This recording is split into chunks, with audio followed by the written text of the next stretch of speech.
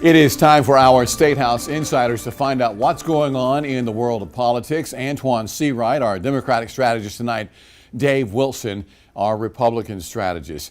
Let's dive into the Republican presidential race and the race for the White House in general.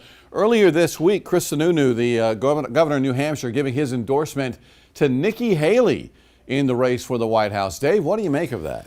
Sununu was a front-runner name at the very beginning of this race, but he decided it was not going to be his time. Nikki Haley, as we have said time and time again, you've got to watch because she is going to start gaining momentum. And as she does, she starts gaining traction.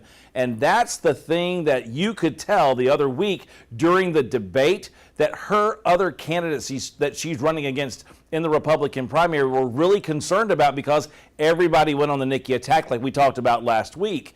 This is a place where Sununu's endorsement in New Hampshire carries a lot of northeastern pull, and that's going to be something that is probably part of their main idea of where they're going, because they recognize that DeSantis is putting a lot of time, energy, and effort in Iowa. She's got to win New Hampshire, because coming out of New Hampshire straight into South Carolina, she wants to continue that momentum and gain that traction, so hopefully close the gap with Donald Trump. Listen, traction don't mean anything when you're running out of track. The fact of the matter is we are coming up very closely on the first nominating contest. We're coming closely up on New Hampshire, Iowa, and then South Carolina. What I would tell you is that these endorsements bring out some of your friends, but they bring out all of your enemies.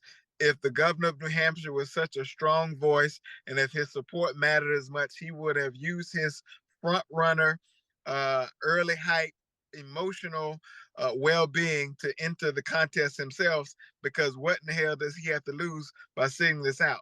The fact of the matter is, while Nikki Haley may be gaining some momentum, the truth is she's still 30 to 40 points behind the current frontrunner, the extremist Donald J. Trump, who has been the, I think, leader and puppeteer of the Republican Party. And what Haley has tried to do was run away from Trump, but embrace Trumpism. And that is not buying, and that's not selling to anyone, because people know they can get the real thing. If they want extreme, they can get that from the former president. You're hearing very clearly right now from Antoine exactly the thing that the Democrats are trying to do, which is to try to get everybody away from somebody else other than Donald Trump, because they think that that's the formula for winning this election, is another Biden-Trump runoff here. And the thing that you're noticing right now is the reason why somebody like Chris Sununu sat out, because he recognized he doesn't have the national status.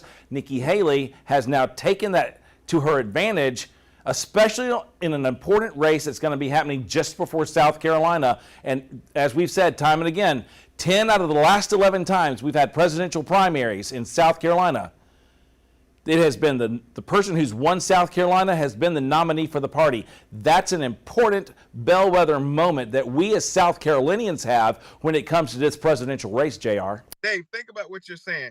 You're saying a sitting governor is not as relevant as a former governor. Nikki Haley is a former governor. Sununu is a current governor. I'm not telling you that she does not have a better profile than him. What I'm saying is, if his endorsement was so powerful and it mattered, then he would have entered the race himself with all the support that would have come along with him. Well, at the end of the day, a lot of these people are endorsing former Governor Haley out of guilt, because they don't want to be upfront about their support for Donald Trump. And so after this process is over and Trump is officially the nominee, they will calcify around him as a Republican nominee.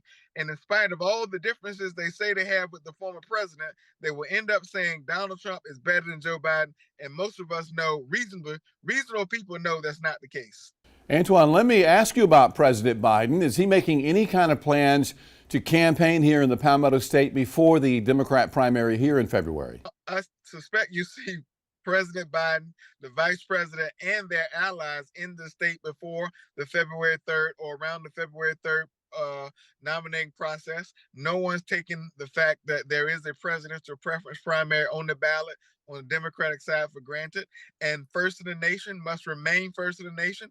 And so you see this oversized, amplified effort to ramp up the vote in South Carolina to demonstrate strength. And I think you'll see a lot of firepower come to the state as a demonstration of unity around President Biden and Vice President Harris. I think what you're seeing right now is Biden and Harris recognizing the fact that if they don't win South Carolina, which is the reason why the order of states changed on the Democratic side, because they know that they can win in South Carolina, and that's great. There's a great group of folks who are supporting Biden-Harris in South Carolina. But if he had to go head-to-head, JR, against Democrats who were wanting to challenge him in head-to-head races where you actually meet people in Iowa and on the diners in New Hampshire or here in South Carolina where you have to really campaign hard after those two states, I think it would be a little bit more challenging for the president than what we're seeing right now. I think that's a false narrative. The fact of the matter is 60% of the people who cast their vote in the Democratic primary are Black voters. I think the president understands, and many other people, reasonable people, understands the importance and the power of the African-American vote in the Democratic nomination process. I'm so proud that South Carolina is first because I think diversity matters. I think the heart and the soul of the Democratic Party gets to speak first. And I'm so proud that we have a president who had the courage to rearrange the calendar so that Black folks, the same bloodline of those who once picked cotton, can now have the first say-so in who the president of the United States is, at least on the Democratic nominating side. Antoine C. Wright, our Democratic strategist, Dave Wilson, our Republican strategist. Guys, thank you so much. Of course, the Democratic presidential primary coming up on Saturday, February 3rd. The Republican presidential primary 3 weeks later on February the 24th. And of course, for all things politics, stay with us here at News 19. And as anytime, go to our website. That's WLTX.com. We're back.